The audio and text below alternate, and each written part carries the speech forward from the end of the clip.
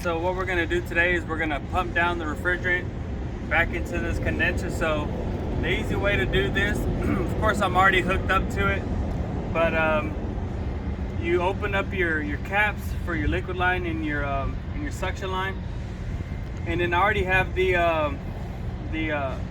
my service wrench on my liquid line and my crescent wrench on the suction line. Just got a open and close valve.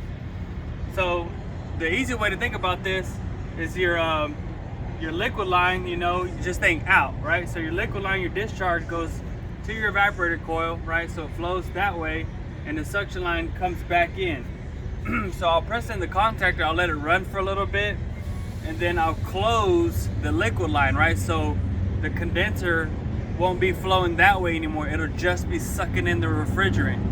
And then whenever my gauges get to 0, then I'll just close off the suction line and it'll be done.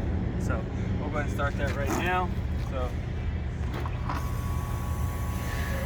it's running. I'll let it run for a little bit, do its thing, and then I'll start to close off my liquid line.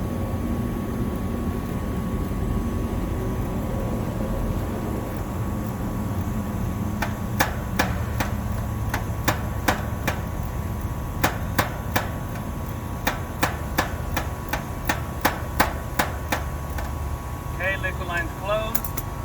Switch hands right there, and I'll get ready for my suction line. So I'll just watch that.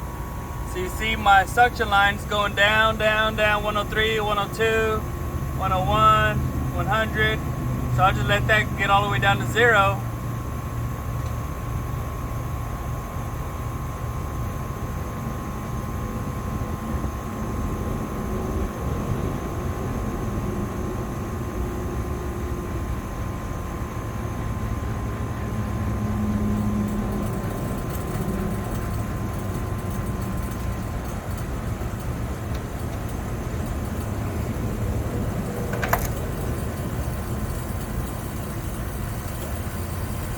Let me know when that's at 0.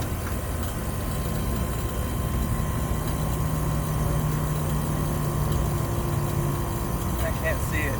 Where's it at right now? 4.2. 4.2? 11. 10. 9. 8.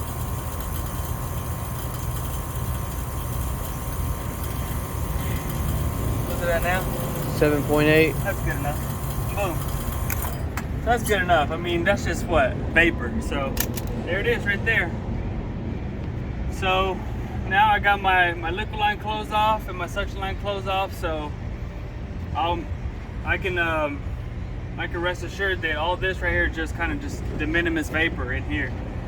So now I can take off my gauges, and I'll just cut the copper right here and right here, and I'll pinch a little bit and I'll weld it.